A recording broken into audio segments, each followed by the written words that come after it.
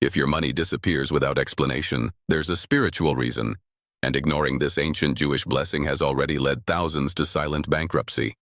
Do you feel it? That silent fear, that dread of opening your wallet and discovering that everything has evaporated. Fear of going bankrupt, fear of not being able to pay the bills at the end of the month, fear of losing what you've worked so hard for. This fear is not accidental. It has spiritual roots. And there is a Hebrew blessing, as old as Moses, that billionaire rabbis silently used to seal their finances against loss, against leakage, against the curse of scarcity. I'm not talking about amulets. I'm not talking about superstition. I'm talking about a direct pact with the creator of the universe, a pact that transforms money from a threat into a protected blessing. If you feel your money is slipping away, that your prosperity is leaking out, that your effort isn't translating into security, then what I'm about to share will change your life forever. Because financial protection doesn't come from banks. It comes from heaven. And today, you will receive the key. Before continuing, answer this question for yourself with complete honesty. What is your biggest fear regarding money? Is it the fear of losing everything? Of not being able to support those you love? Of working, and never seeing the results last? Because that fear is already blocking your blessing. If you feel this teaching is already touching your soul, subscribe to this channel now. You are part of a spiritual community that does not accept living in scarcity. Activate the bell. You need every revelation I share here. And remember, you didn't get here by chance. 3,000 years ago, in the Sinai desert, Moses received two forms of wisdom, the written Torah and the oral Torah. YouTube. The written Torah is known throughout the world, but the oral Torah, that was transmitted from rabbi to rabbi, from generation to generation, only to those who were ready. And within this hidden wisdom, there is a powerful teaching about financial protection. Kabbalah teaches us something shocking. Money is not just paper. He is soul energy. He carries the very force of life. And depending on how you treat him, he can liberate you or enslave you. Going even deeper, there is a Hebrew word for money, kesef, which comes from the root meaning to desire. In other words, money reflects what you desire spiritually. YouTube. If you desire him with fear, he will back away. If you wish with faith, it multiplies. But there's an even bigger secret. Ancient rabbis discovered that financial scarcity isn't a lack of income. It's a spiritual leak. You can earn a lot. But if there's an invisible hole in your energy field, the money slips away, always. And the blessing I'm going to teach you today seals this hole forever. The Torah says something impressive in Deuteronomy. You shall not harden your heart. You shall not close your hand. Why? Because when you hold on to money out of fear, you turn it to stone. It stops flowing. It dies in your hand. The Torah warns, there is a natural human fear of spending, of losing, of not having enough. But this fear is the gateway to the curse. When you donate at least 10% of your income, tzedakah, you are saying to the universe, I trust there will be more. I don't live in scarcity. I live in faith. And what happens? God becomes the guarantor of your prosperity. It's not magic, it's a pact. Jewish spirituality reveals something few understand. Money doesn't respond to effort. It responds to the spiritual structure that sustains it. You can work 18 hours a day. You can work overtime. You can sell your soul. But if your inner structure is broken, the money leaks out. Do you know why? Because limitless abundance leads to confusion, and confusion repels blessing. Billionaire rabbis know this. They organize their wallets. They treat every coin as sacred. They never give an empty wallet as a gift, because that symbolizes spiritual emptiness. They understand that money is a divine spark, and divine sparks demand respect, order, reverence. When you honor money spiritually, it honors you materially. Kabbalah teaches something revolutionary. Money should be used for meaningful and ethical purposes. YouTube. It is not an end in itself. It is an instrument for spiritual elevation. YouTube. When you use money to create good in the world, to feed the hungry, to educate the ignorant, to protect the vulnerable, it returns to you in many ways. Why?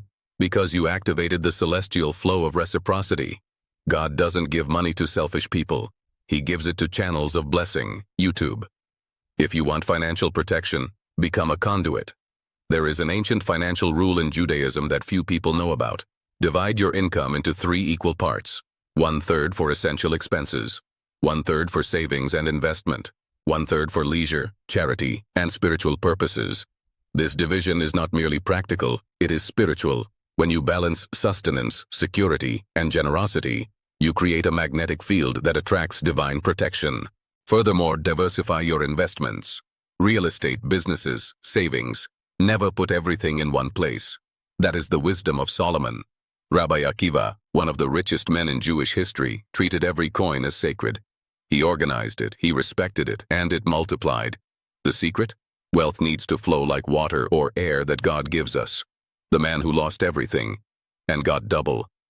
There was a merchant in Tel Aviv named David. He had a thriving shop, but greed blinded him. He stopped giving tzedakah, charity. He hardened his heart. Within 6 months, the store went bankrupt. He lost everything: his house, his car, his dignity. Desperate, he sought out an elderly rabbi. The rabbi told him, "You have blocked the flow, now unblock it." David had nothing, but he began to donate 10% of the few shekels he earned doing odd jobs. He would recite the blessing. Baruch Ata Adonai. I release the past and make room for the new. YouTube. Within 3 months, an unknown investor approached him. He proposed a partnership. Today, David owns 5 stores. He says, "I haven't changed my effort. I've changed my spiritual structure." The woman who feared poverty until she discovered the key.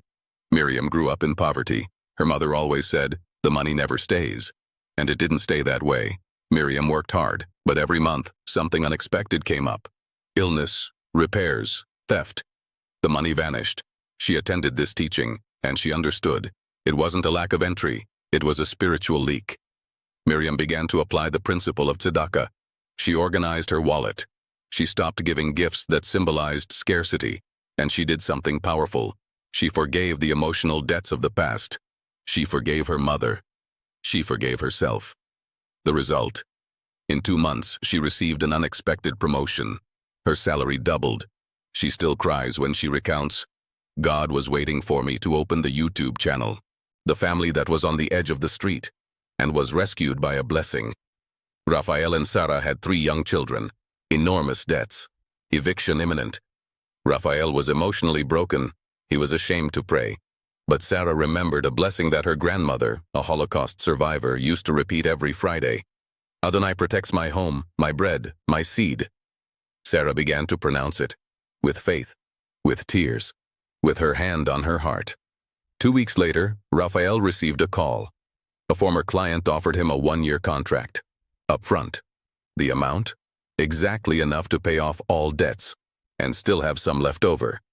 Today they teach their children to treat money as a divine gift, and the family has never gone hungry again.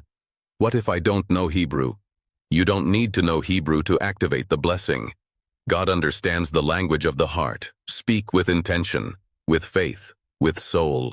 That's what matters. What if I've already tried everything and nothing worked? You tried hard, but not with spiritual structure. Financial security doesn't come from doing more. It comes from aligning yourself with the divine flow. What if I don't deserve to be blessed? That's the lie scarcity whispers. You were created to thrive. God didn't create you to beg. He created you to be a channel of blessing.